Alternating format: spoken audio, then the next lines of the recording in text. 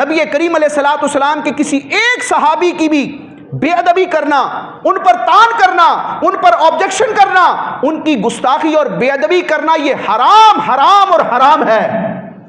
یہ ویسے جذبات میں نہیں کہہ رہا، علماء نے لکھا ہے۔ آج کوئی شخص نماز نہیں پڑھتا، ہم اس کو گناہگار سمجھتے ہیں، بالکل وہ گناہگار ہے۔ آج کوئی شراب کا عادی ہے، ہم اس کو بدکار اور گناہگار سمجھتے ہیں، بالکل ایسا ہی ہے کہ جو شراب پیتا ہے وہ نیک نہیں ہو سکتا، وہ فاسق ہے، وہ گناہگار ہے، وہ رب کا مجرم ہے، وہ مسلمانوں میں عزت پانے کا لائق نہیں ہے، اس کی تعظیم نہیں کی جائے گی، اس کو امامت کے مصلی پر کھڑا نہیں کیا جائے گا، کیونکہ وہ فاسق ہے، وہ بدعملی کرنے والا ہے، وہ اللہ تعالیٰ کے فرض کردہ حکم کی خلاف ورزی کرنے والا ہے۔ تو عمل کے اعتبار سے تو ہم دیکھتے ہیں کہ اگر کسی میں عمل کے اعتبار سے برائی ہو تو اس سے ہم دور ہٹتے ہیں، اس کو نیک نہیں سمجھتے،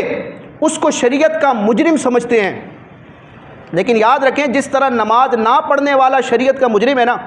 جس طرح رمضان کا بلا اجازت شرعی روزہ نہ رکھنے والا شریعت کا مجرم ہے، فاسق ہے، جس طرح حج فرض ہونے کے باوجود حج نہ کرنے والا فاسق ہے، جس طرح زکوٰۃ فرض ہونے کے باوجود زکوٰۃ کی ادائیگی نہ کرنے والا فاسق ہے، اسی طرح حضور کے صحابہ پر آبجیکشن کرنے والا، تان کرنے والا، ان کی گستاخی کرنے والا بھی فاسق ہے اور شریعت کا مجرم ہے۔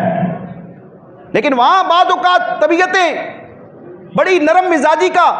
مظاہرہ کرتی ہیں کہ چلے کوئی نہیں، علامہ صاحب ہیں، سید صاحب ہیں، ان کا اتنا مرتبہ ہے، ان کی اتنی دینی خدمات ہیں، اگر انہوں نے کسی صحابی کے حوالے سے کمزور بات کر دی تو کیا ہو گیا؟